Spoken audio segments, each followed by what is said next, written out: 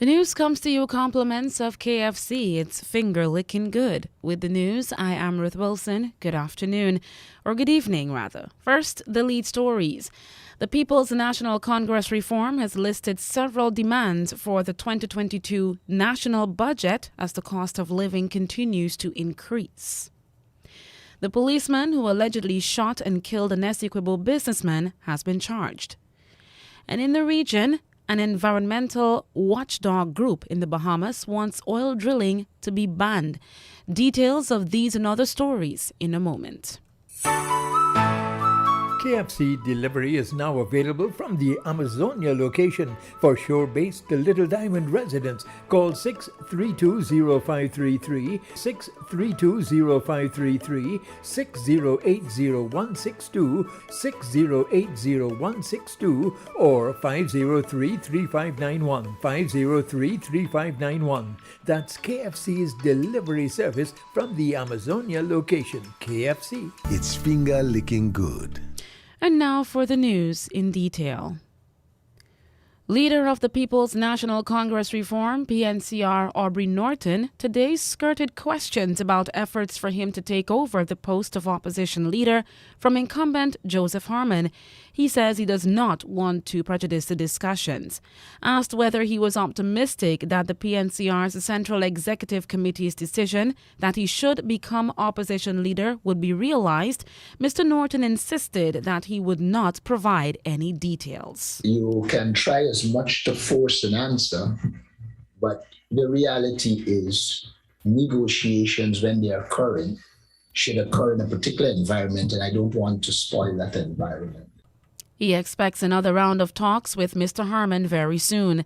The PNCR leader declined to say whether or not the fact that he is not opposition leader would constrain him in profiling and advancing his work. As you would recognize, our work is ongoing, and so I don't know what is constraining it, but to me, our work is going at the right pace, and we will continue to do our work. So I don't follow the logic in your question. The opposition leader's office last week stated that a Partnership for National Unity Alliance for Change, APNU-AFC, has a structure through which decisions by parties in the partnership should be discussed. No parliamentarian could be recalled or replaced without the involvement of the representative of the list of candidates for APNU-AFC, David Granger. That is also a position that the PNCR wants Mr. Norton to assume, but he on Friday also declined to discuss that on the grounds that it is also an internal matter.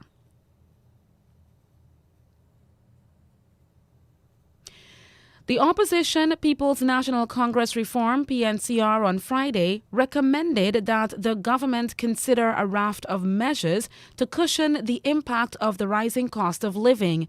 PNCR leader says that nothing is being done to ease the cost of living, although more oil is being discovered. Against the backdrop of a booming oil industry, with 2 additional discoveries announced in January, that has put the estimated recoverable barrels of oil closer to 11 billion, a meager 7% increase in the minimum wage, the cost of living of everyday items in Guyana has increased by an estimated 20% over last year, sparking fears that Guyana is already suffering from the dreaded resource curse, also known as the paradox of plenty. The PNCR is recommending an interim 10% increase in public servant salaries pending the outcome of negotiations with trade unions, a 10,000 Guyana dollar increase in old age pensions and public assistance, and lower income tax. With Guyana's economy set to record an almost 50% growth next year, the PNCR says the 2022 national budget should cater for a $50,000 allowance to eligible frontline workers every 6 months until the pandemic ends.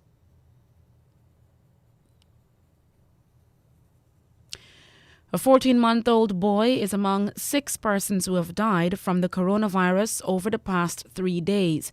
So far, 1,081 persons have died from the virus since the first COVID case here in March 2019.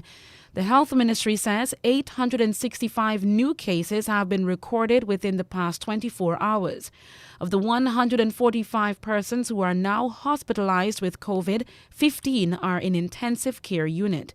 The Ministry of Health says 8,835 persons have been ordered to isolate themselves at home in an effort to reduce the possibility of spreading the virus. 7 others had been quarantined to see if they will develop symptoms of the disease.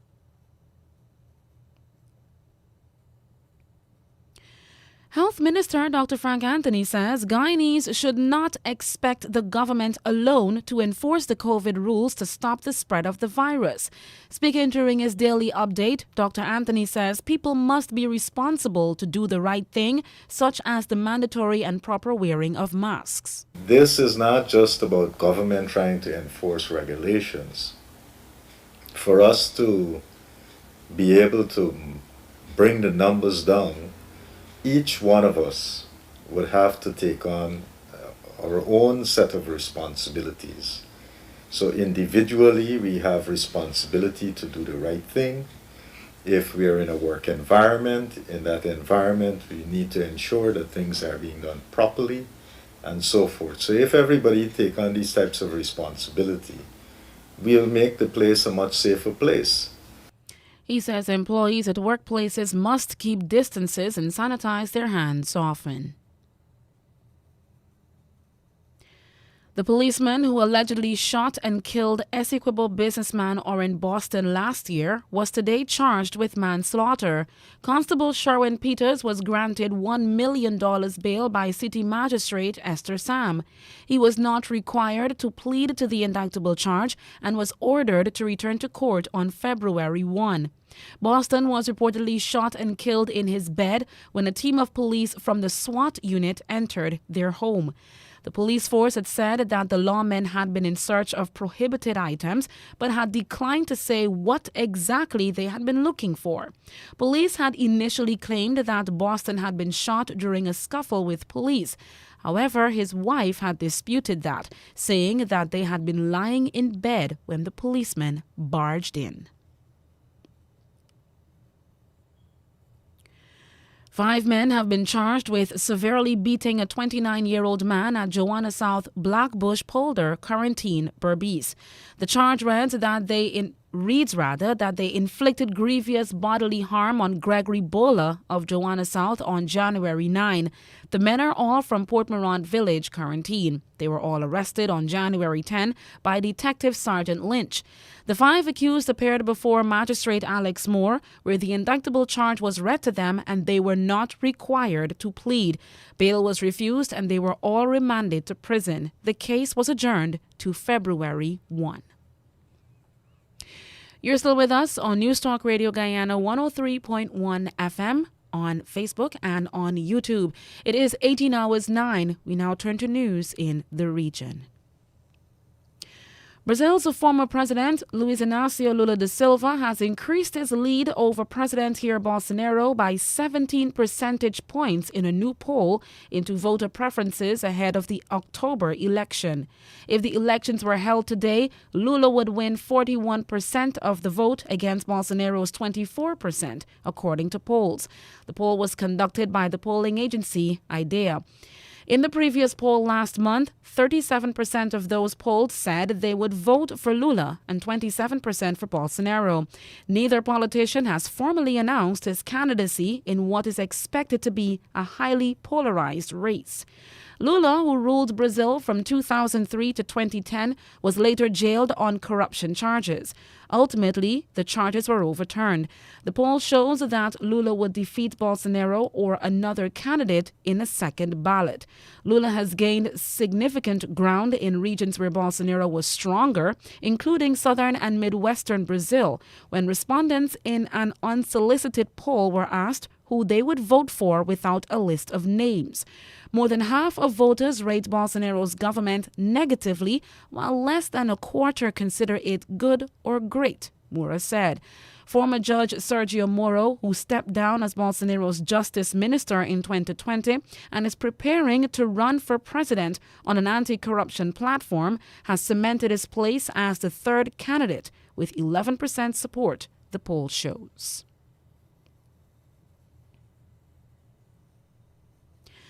Venezuela has ramped up shipments of gasoline and food to Cuba since November, providing key supplies to one of President Nicolas Maduro's closest allies. Reuters news agency says this is according to documents from Venezuelan state-run oil company PDVSA and Refinitiv Econ tanker tracking data. According to the documents and data from late November through early January, PDVSA shipped at least 3 cargoes carrying about 197,000 barrels of gasoline, along with other refined products to Cuba's Nuevitas, Matanzas, and Havana ports. The cargoes arrived at the Caribbean nation's port aboard the Cuban-flagged tankers Maria, Cristina, and Alicia. The shipments came as gasoline production rebounded in Venezuela. The South American country from mid-2020 to mid-2021 had been forced to turn to Iran for imported gasoline to complement its domestic output. But thanks in part to supplies of refinery parts from Iran that allowed PDVSA to undertake long-delayed maintenance work and repairs, Venezuela has increased its output of gasoline blend stock and components to almost 160,000 barrels per day this year, according to sources.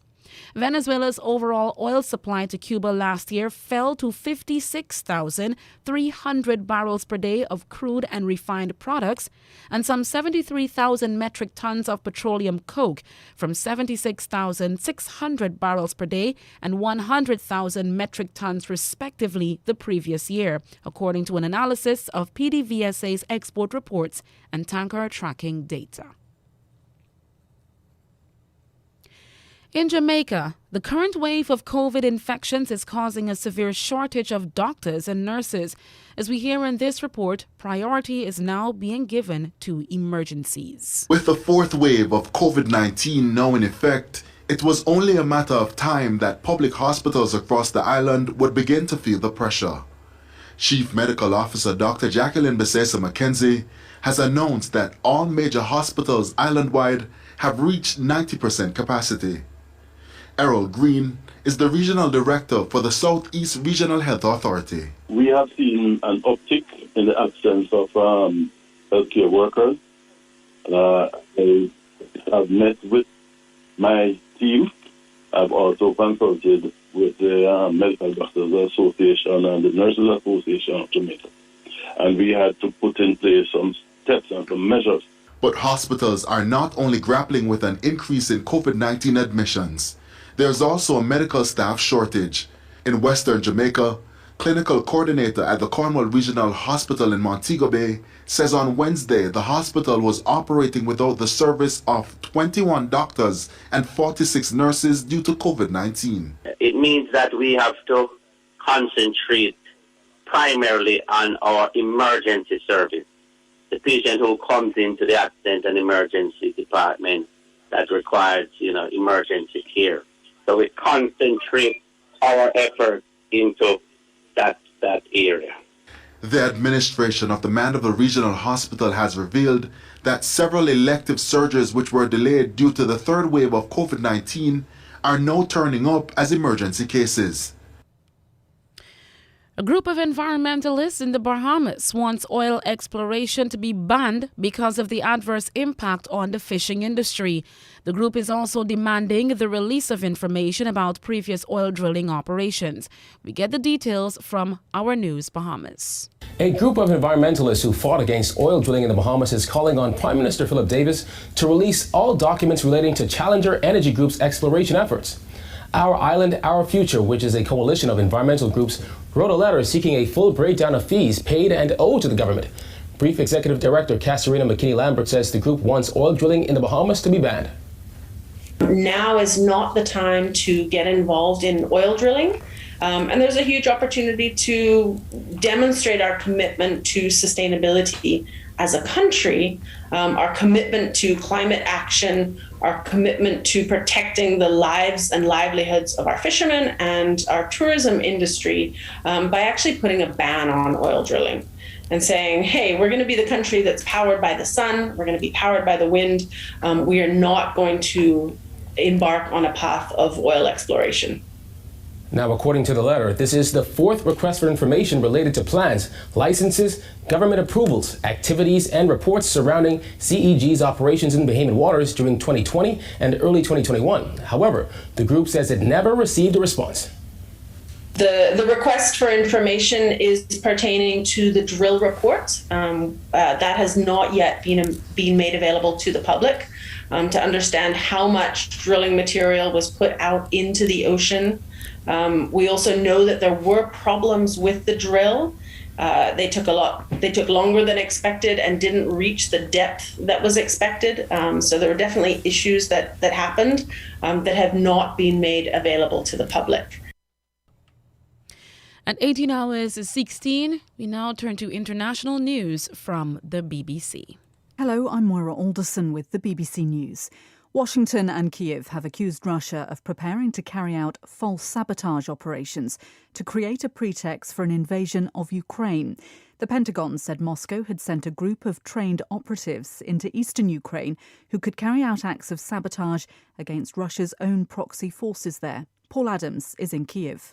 This is not the first time we've heard this kind of thing. It's part of the whole kind of information warfare that's been raging around the conflict in eastern Ukraine for some time. Interestingly, just before Christmas, the Russian defense minister said that he had proof that American mercenaries were delivering chemical weapons, some kind of chemical agents, to Ukrainian forces for just such an attack. So we already saw the kind of narrative that you might expect to see if this American prediction comes true.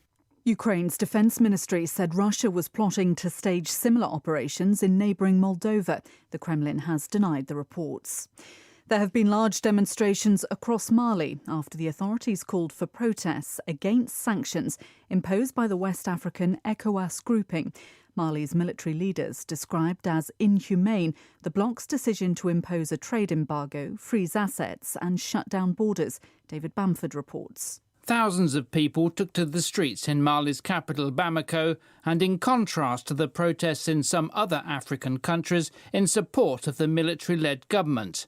They're against the sanctions being imposed on Mali by ECOWAS and the European Union. The West African bloc has sealed Mali's border and frozen financial aid in response to the decision by the military to renege on a pledge to hold elections and return to civilian rule. Mali is already beginning to feel the effects of the sanctions. Several airlines, including Air France, have suspended flights to Bamako. The Dutch Prime Minister Mark Rutte has announced an easing of some of the toughest coronavirus restrictions in Europe despite a surge in infections. Many businesses will reopen on Saturday, but cafes, restaurants and cultural venues must wait 10 more days. Here's Anna Holligan. Shoppers can return to the high street for the first time since before Christmas, but they must wear masks and observe physical distancing rules. Hairdressers, beauticians and sex workers can see clients again, and students will be allowed to enter their lecture theatres, but they must self-test twice a week. However, bars and restaurants have been told they must remain closed. Some have said they'll reopen anyway in protest against the ongoing lockdown of the hospitality and cultural sectors. With COVID infections at a record high but hospitalisations approaching an 11-week low, there is some trepidation. The peak of Omicron is still weeks away. BBC News. A court in the Czech Republic has fined a woman for spreading disinformation about COVID-19.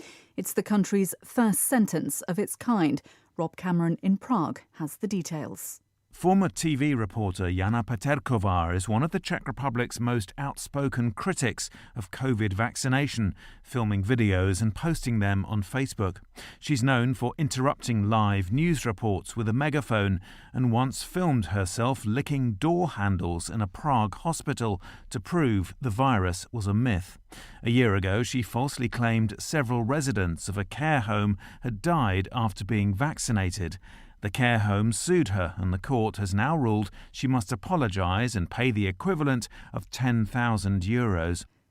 The mayor's office in the Portuguese capital Lisbon has been fined almost $1.5 million for sharing the details of protest organisers with the embassies of the countries they were protesting against.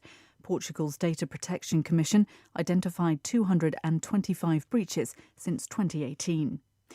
The Office of the UN High Commissioner for Human Rights says it's deeply concerned by recent incidents of hate speech and incitement to violence in Serbia and the Serb-controlled entity in Bosnia.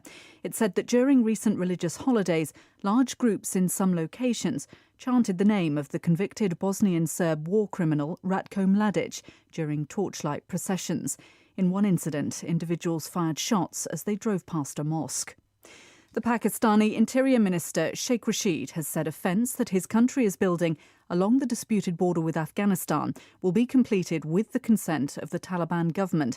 Kabul contests the British colonial area boundary demarcation, which separates ethnic Pashtun families on both sides of the line. Videos have recently surfaced allegedly showing Taliban fighters uprooting portions of the fence. And that's the news to the moment. After a hard day's work, a lime at the workplace will be great, and even greater and better with KFC, with a wide choice of finger-licking meals in a wide range of sizes. Could be a birthday celebration or promotion, or a lime for no reason at all. Any lime, anytime, anywhere is better and tastier with a delicious meal from any of KFC's 9 locations, including the Amazonia Mall at Providence, open now from 9 a.m. to 10:30 p.m. KFC. It's finger-licking good.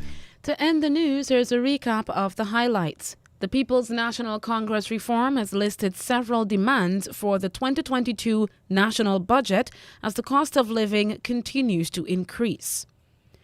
The policeman who allegedly shot and killed an Essequibo businessman has been charged. And in the region, an environmental watchdog group in the Bahamas wants oil drilling to be banned. The news came to you compliments of KFC. It's finger-licking good.